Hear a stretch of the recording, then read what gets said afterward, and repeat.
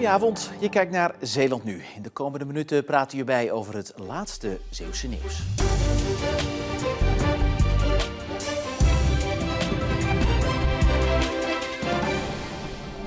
Na ruim 30 jaar werd vandaag voor de laatste keer de promotiedag paardensport gehandicapten in Zeeland georganiseerd. De organisatie van deze speciale wedstrijddag lag altijd in handen van de Lions Club Borselen en G-Maneges Balans in Drijschor en Pardoes in Vlissingen.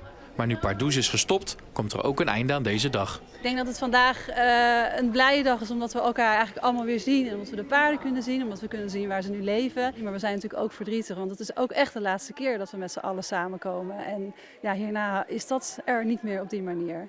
Dus dat is ook wel een echte afsluiting, dat is moeilijk. Toch werd er vandaag vooral nog genoten bij Manege Balans in Drijschor. Ook door de oud-ruiters van Pardoes, zoals Mila uit Middelburg. Kan je me uitleggen waarom deze dag zo leuk is? Ik denk omdat je dan ook mee mag doen met de wedstrijd. Hè? Ja. Bij andere wedstrijden kan je eigenlijk niet meedoen, maar bij deze wedstrijd mag jij ook meedoen. Ja.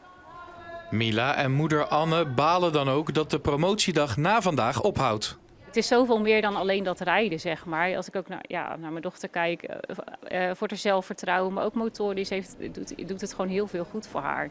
Dus heel jammer dat, nu is het echt een kans om dat ook aan iedereen te laten zien, dat er straks niet meer is.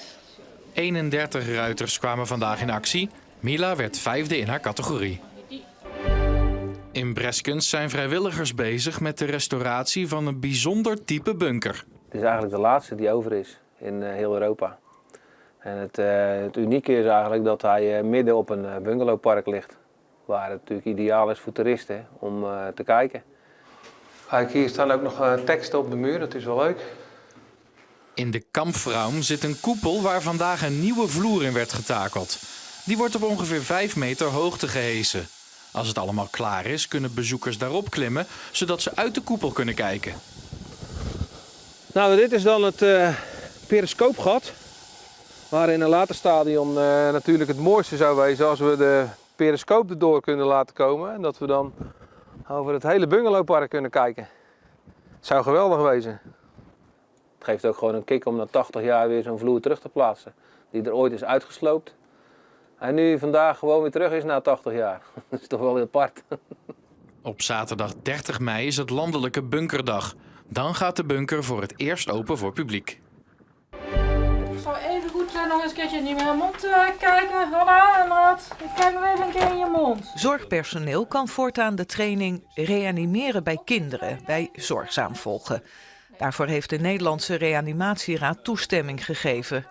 Bijzonder, want Zorgzaam is pas de 4e instelling in Nederland die dat mag. Ja, we zijn natuurlijk heel trots, vooral omdat we als heel klein ziekenhuis binnen Nederland die mogelijkheid hebben. En zeker voor de regio is het echt een heel grote meerwaarde. Niet alleen omdat Zeeuws-Vlaanderen een vrij uitgestrekt gebied is en verder weg ligt van grotere ziekenhuizen, maar ook omdat het reanimeren van kinderen hier weinig voorkomt. 1 keer om de 1,5 à 2 jaar. Dus dat is echt heel weinig. En gelukkig maar. Dat betekent echter dat we daar heel weinig echte praktijkervaring in hebben. En deze training zorgt ervoor dat je in 2 dagen tijd een 10-tal, 12 scenario's voor de kiezer krijgt.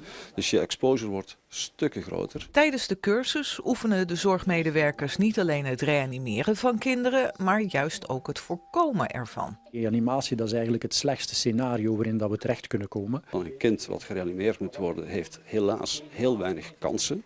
En de bedoeling is dat we het kind vooraf gaan stabiliseren, dat we zorgen dat het kind niet afglijdt naar een reanimatiesetting. En dat lukt gelukkig ook wel in de meeste situaties. De training is er dus voor personeel van Zorgzaam zelf. En ook zorgmedewerkers van andere instanties kunnen zich aanmelden.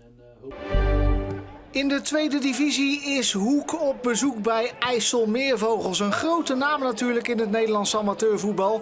Maar wel de nummer laatst in de tweede divisie. En Hoek is nog altijd koploper. Dit was het eerste kansje voor Din Soela. Maar het is een rommelige eerste helft met weinig kansen. Hier 10 minuten voor rust IJsselmeervogels in de aanval. En dan wordt het 1-0.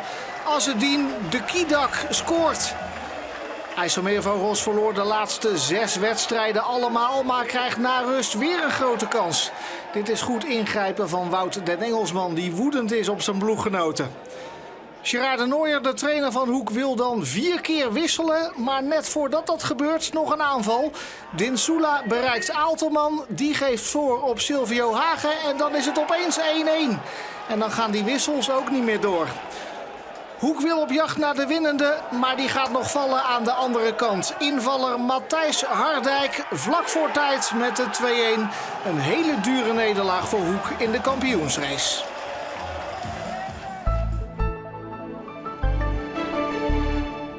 Rond een hoge drukgebied op de Atlantische Oceaan ten westen van Frankrijk werd bij ons in Zeeland vandaag een noordwestelijke stroming in stand gehouden.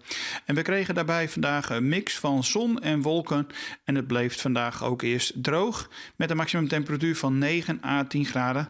Maar er stond wel een vrij krachtige noordwestelijke wind en die maakte het vandaag allemaal gevoelsmatig net even wat frisser. Vanavond trekken er enkele pittige buien over de provincie, mogelijk ook met lokaal wat hagel of een klap onweer. En ook vannacht is er vlak bij zee nog een enkele bui mogelijk.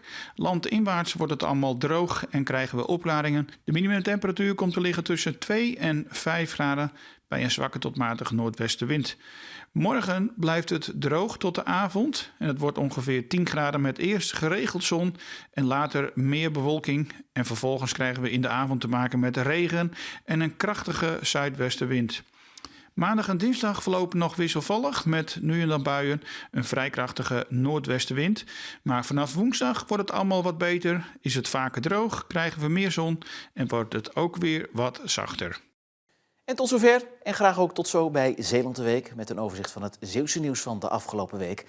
En vergeet later vanavond onze extra live-uitzending niet, want rond 10:30 start de kampioenswedstrijd van kickbokser Tian de Vries, die zijn wereldtitel verdedigt. En dat is allemaal live bij ons te volgen.